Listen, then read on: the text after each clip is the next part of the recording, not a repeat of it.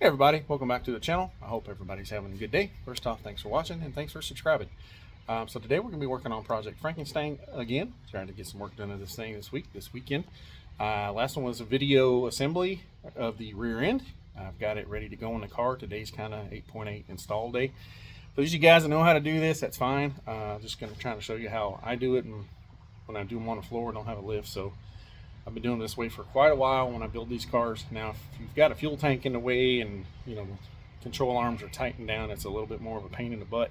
And also, if you have the sway bar on, one of the easiest ways to remove the sway bar when you install the rear end, so the control arms can move independently. You ain't got to fight the sway bar and then put the sway bar back in once it's done.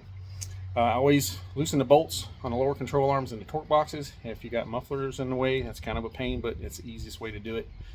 Just let them hang down to the ground, and then once you roll the rear end up to it, you can put the lower control arms in it and then jack the rear end up and just set the uppers on top of it. I'm going to show you the bottom of the car real quick. I've got the exhaust hangers put on, the pinion snubber cleaned up, all the undercoating on, the fuel and brake lines cleaned up, and the fuel filter housing put on, and looks really, really nice. So again, thanks for watching, thanks for subscribing. Sorry about the last video, babbling and all that other stuff, so we're going to move on from that. So let's check this out real quick and let me know what you guys think of the bottom of the car so far. And bam, just like that. So far we've got upper control arms. I cleaned all the uppers and lowers up. Now the rear end, I have it on a chassis dolly from Harbor Freight just to roll it around and move it super easy. This is the upper control arm, to lower it to the paint mark, got that cleaned up. I got most all the rust off that bushing. Still a little bit still here on this bushing. Oops, sorry, I kind of gave up on that one. Now the uppers, super nice. Got the paint mark on them too. Got the right 93 dates, 5/11/93. They're the original control arms off the car. Got these bushings really nice down to the bare metal, as you can see. Looks really good. So use that paint or that rust dissolve and then put some clear coat over top of those. Now I got the Dan Carpenter exhaust hanger put on. I've got a new main brake line. I cleaned up the original brake lines. They had undercoating, all of them. Look how clean that, or all over it. Look how clean that came. Pinion snubber was the same way, totally covered with undercoating. Lacquer thinner, took it all off. Got the brake lines looking really nice. The vent line, bracket for the fuel filter, vent line over there. The main fuel lines going, brake lines and fuel lines going to the car. Super, super clean underneath. So yeah, now you can kind of see where I ended for the undercoating down through here. Just painted from here back and left the floor pan undercoated like the rest of the car. So that turned out pretty good. I know some people wanted me to paint the whole bottom, but probably not going to do that. So there's the wheelhouse is painted, frame rails painted, rear end's ready to go. Everything's looking super, super nice. So now I'm going to go ahead and set the camera up real quick, record me putting this in there on the floor, and show you kind of how easy it is. Sometimes it's a pain in the butt. Have a screwdriver with you so you can get the bolts through those holes. Sometimes they go in super easy, sometimes they're a pain in the butt. We'll see how this one works out. So, those you're still watching, want to know how to install 8.8, kind of the easy way, give you some quick tips and some tricks on how I do it. Alright, so I'm going to start over here on this side. Lower control arm bolt on this side. Now, when I start these, I normally keep the bolts over here on the ground so they're easy to get to. The rear end's where it's supposed to be able to move it around. Alright. There's that hole right there. Slide it through. Pop. Just like that. Now, they don't always go in that easy. Sometimes they fight you. Keep a little screwdriver or a punch or something. You got to pry on it to get it where that bushing lines up in the center. So now I'm going to walk my chunky butt over there to the other side and get that one put in. Then we'll put a jack on it, lift it up, put the uppers on.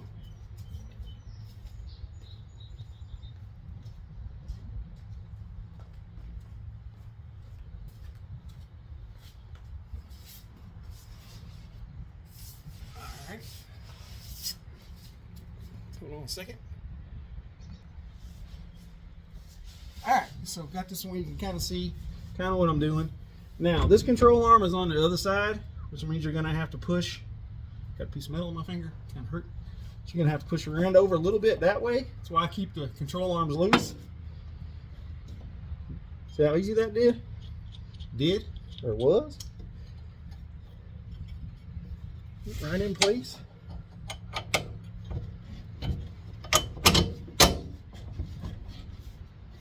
Now, sometimes you have to tap this one through because it's got a little tension on it.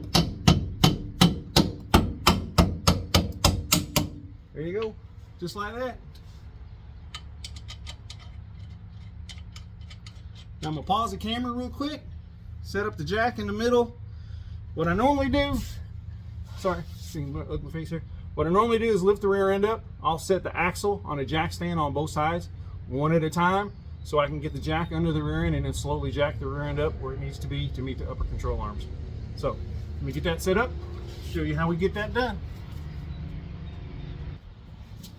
All right, so as you can see, if you want to see me or not, but anyway, on the axles, I put a jack in between the caliper bracket on the axle itself.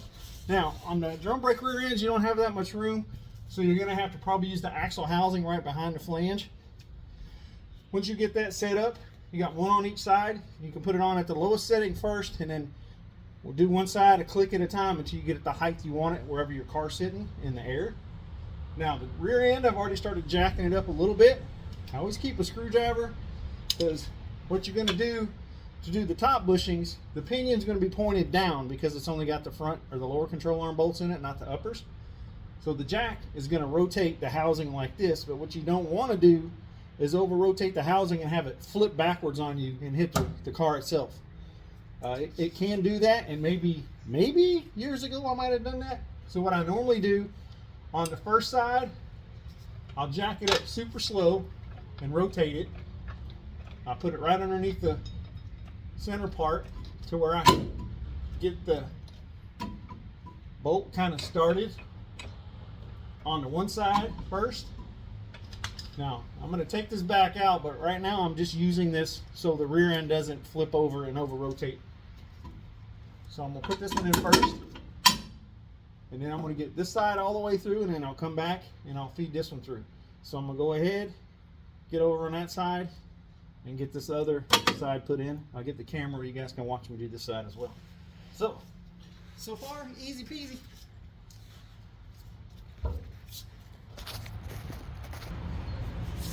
All right, so I'm over here on this other side.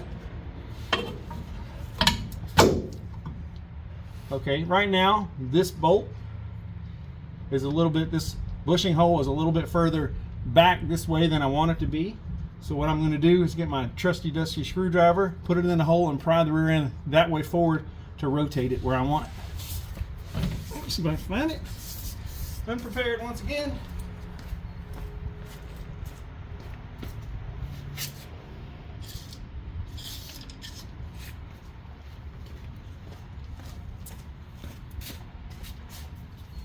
Sorry about that. Stick it in that hole there. You see how the rear end moves?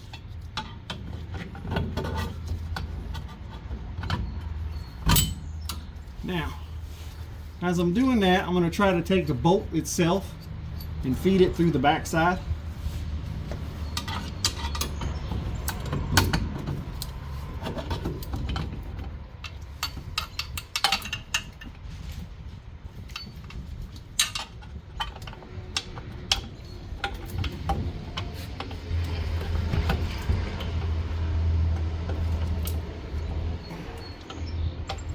Actually, you know what? I think these go that way. Yes, they do.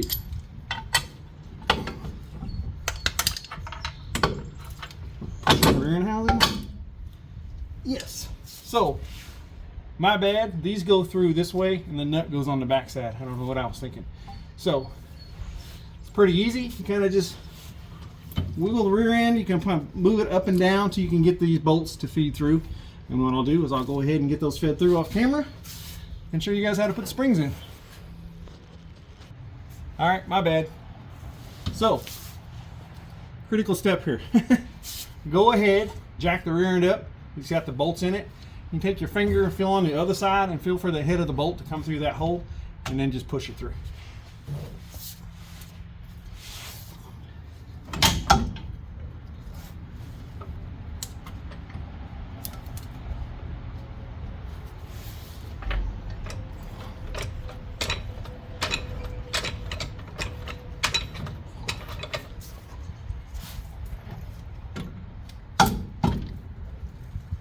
Sometimes you got to use a mallet.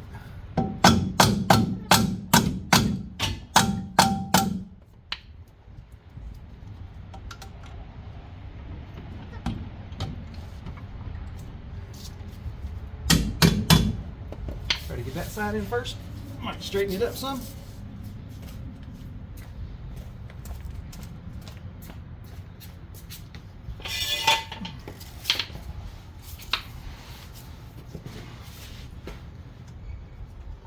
All right, that one's through.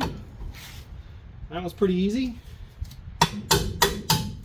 Now this other side's giving me fits for whatever reason. Not major fits, but it's there. I can feel the tip of it. Now, let me let this down. Now, you can see my jack, it's about to fall off the rear end. That's not something you want.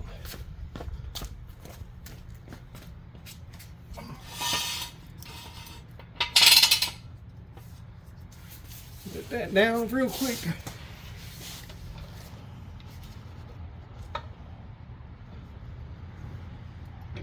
There. I want to recenter this jack. I don't feel like having a rear end fall on me. That might hurt.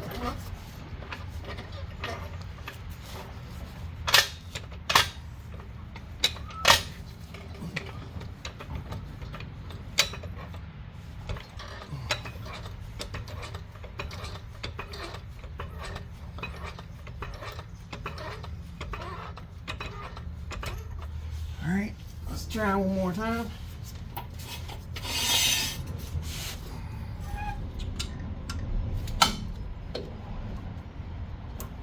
Sometimes you can turn it as you're pushing.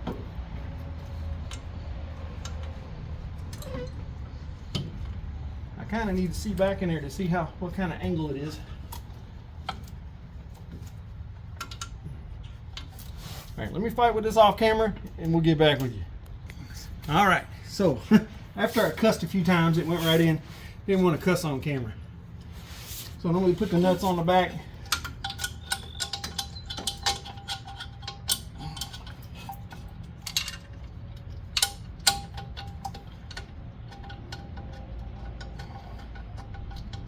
That put on.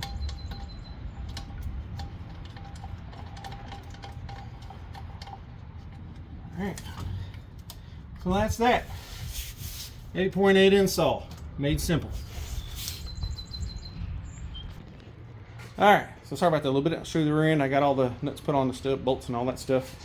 I was going to show you how to put the coil springs in the back. Talking about some 69 Cobra Jet stuff today. Leaf springs. So I'll show you guys how to do the coil springs in another video. Super easy. They're not quite ready to go in the car. I don't want to put them in and take them out to clean them up. So once they're all cleaned up and ready to go in, I'll make a video on the coil springs, shocks, sway bar, and all that nonsense. But now I'm going to go ahead and crawl in the car again, show you guys the bottom of it. Maybe boring half of you guys to death, guys and gals, but this is just kind of what I do. I work on these things and show you guys as I go. So I'm going to show you what the bottom looks like and let me know what y'all think. Alright, so this is this side, looking fresh. Now when I tighten these down, if you see how I have the control arm running straight, that's how I torque the control arm bolts down, upper and lower. So when the car goes up and down, when you hit a bump, your bushings on your differential housing and the control arm itself's got a little bit of resistance, so it doesn't bottom out. If you tighten the control arms up with it all the way up like that, it's going to stay there and it's going to basically destroy the bushings. So that's the housing installed. I think it looks really nice so far. Then I did the paint mark on the bottom. I got a little touching up to do. The paint was still wet when I set it on there. But as you can see, no leaks. Everything's sealed up nice and tight. Cover turned out really nice. Housing looks really, really good. I did get one little scratch over here. Nothing major. That housing looked really nice. So yeah, looking super, super good. That's what it looks from the rear. So, all right. So get my chunky bud up here. So that's it for this video. Just nothing major. If you guys want to watch the rear end install, that's how I do it. Now, like I said, if you got the fuel tank in the way and the sway bar still on the car and you don't want to fight with that. Now, if you got 2 people, this is by myself. 2 people, you wouldn't have to loosen up the lower control arms. It'd be probably easy with 2 people, you know, just flop it over the control arms and put the bolts through. But doing it this way is super easy. Just drop them down, the lowers loose, uppers just kind of snug so you can move them a little bit. And then once you get everything set nice and straight, tighten everything down, which is how I do it. It's worked for me for years with no lift. I wouldn't know what to do if I had a lift now. So now that this thing's got a rear end in it, I'm gonna get the brakes put on, shocks put on, coil springs, sway bar, get this bad daddy sitting on the ground. It's been up in the air way too long. Want to get the door jambs, hatch jamb painted, get the hatch jamb painted itself, the hatch itself painted, get it buttoned up, get this thing finished sanded, get this thing painted. I've been working on this long enough. So yeah, for those of you watching this series, watching this video, if you have questions, comments, foxjunk73@gmail.com or below, good, bad, or indifferent, let me know. If it's a bad comment, let me know why you think something's bad, and maybe I can help you out and see how I see things, and we'll go from there. So again, thanks for watching, thanks for subscribing, and remember, it's not just junk, it's Fox Junk. Have a good day.